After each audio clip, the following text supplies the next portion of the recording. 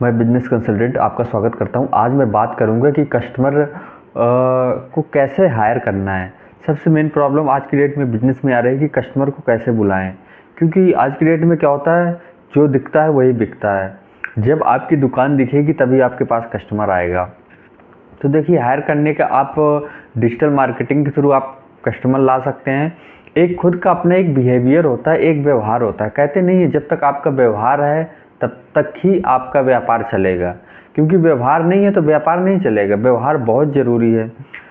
जो दिखेगा वही बिकेगा, दिखना बहुत ज़रूरी है। लल्लू जी, गुप्ता जी जैसे चमन्नी लाल वाला बिजनेस करना है तो नहीं हो पाएगा। तो देखिए, कस्टमर हायर के लिए आपको डिजिटल मार्केटिंग चलाइए। जो जहाँ पे आपकी दुकान है, जहाँ से आप धंधा कर रहे हैं, जो डिस्ट्रिक्ट से कर रहे हैं, वहाँ पे आप डिजिटल मार्केटिंग चलाइए। आज की डेट में इतनी ज़्यादा टेक्नोलॉजी चल गई है, सोशल मीडिया चल गया है। यूट्यूब, इंस्टाग्राम, फेसबुक में आप कहीं भी अपना सोशल मीडिया ऐड चला सकते हो। वहाँ से कस्टमर आपके पास भर भर के आएगा। छोटी सी इन्वेस्टमेंट लगेगी लेकिन कस्टमर भर भर के आएगा, धंधा बहुत तेज चलेगा। समझना है, बहुत ज़रूरी समझना है कि कस्टमर की नीड क्या है। कस्टमर की नीड को समझना पड़ेगा कि कस्टमर चाहता क्या है। आप ज़बरदस्ती कोई अपना प्रोडक्ट नहीं सेल कर सकते हैं। कितना भी आप ज़बरदस्ती सेल करेंगे, कस्टमर कभी नहीं लेगा। कस्टमर की पहले आप नीड आइडेंटिफाई करिए कि कस्टमर लेना क्या चाहता है। जब वो कस्टमर आप समझ जाएंगे कि ये कस्टमर ये चीज़ चाहिए, तो इसमें थोड़ा आप नीड जनरेट करिए, तब वो कस्टमर लेगा। एक मैं एग्जांपल लेता हूँ कि जैसे कोई कस्टमर आया आपके पास, एक गवर्नमेंट की शॉप है, कपड़े की दुकान है। तो जैसे कस्टमर आता है ना, अब उसको पैंट लेना है, तो आप उसको बातों बातों पे आप जब उनसे बात करेंगे ना, तो बातों बातों में आपको एक आंकड़ा चल जाएगा कि ये कस्टमर कितने तक का वो पैंट ले सकता है।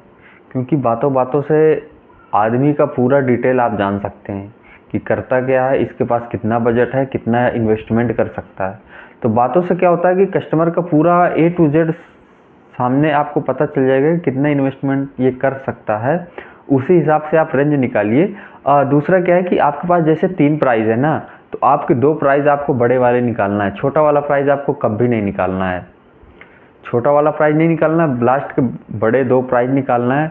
उसमें अब आप अपने प्रोडक्ट की वैल्यू क्रिएट करते रहिए, क्योंकि जब तक आप वैल्यू क्रिएट नहीं करेंगे कस्टमर नहीं लेगा। वैल्यू क्रिएट करना बहुत ज़रूरी है। जब आप वैल्यू क्रिएट करते हैं कस्टमर को, अब आप बोलिए कि 2000 का पैंट है, एक 1500 का पैंट है, एक 1000 का है, तो आप 1500 2000 का बताइए। बोलिए सर आप 2000 का तो ले नहीं सकते हैं क्योंकि बहुत महंगा है। अब 1500 1000 का है, तो कस्टमर को लगेगा यार मैं 2000 का नहीं ले सकता हूँ। तो एक इसके अंदर ये फीलिंग आ जाएगी, आपसे नहीं बोलेगा लेकिन इसके मन में ये विचार चलेगा कि मैं नहीं ले सकता हूँ, कैसे उस बंदे ने बोल दिया मुझे। तो देखिए, 2000 रुपए का चांसेस है कि 2000 की पैंट सेल हो सकती है। पहला तो चांस ये हो गया।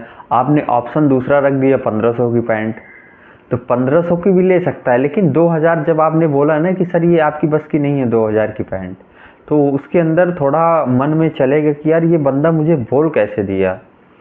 अब बाई चांस 1500 की भी नहीं लेता है, 2000 की भी नहीं लेता है, तो आप चलते चलते में 1000 रुपये का प्राइस निकाल दीजिए। कह दीजिए इससे अच्छा प्रोडक्ट आपको कहीं नहीं मिलेगा। इस समय इतनी ज़्यादा इसकी डिमांड चल रही है कि यहाँ तक कि कंपनी भेज नहीं पा रही है माल को।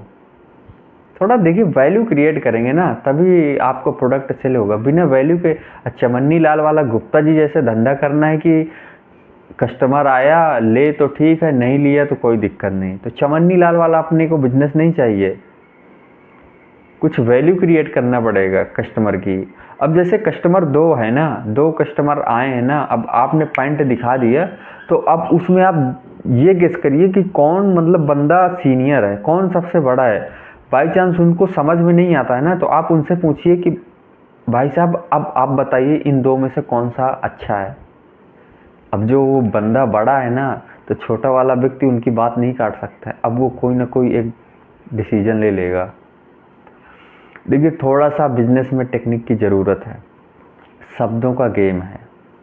थोड़ा सा आप नॉलेज एंड स्किल ले लिए तो धंधा बहुत तेज़ चलेगा। इतना तेज़ रन करेगा ना कि कभी ज़िंदगी में आप सोच नहीं सकते हैं। एक बहुत बढ़िया गोल्डन स्टेटमेंट है कि आपको क्या आता है, आपको क्या भाता है, क्या बाजार चाहता है। जब इन तीनों का कॉम्बिनेशन बन जाता है ना, तो इतना पैसा आता है कि संभाला नहीं जाता है।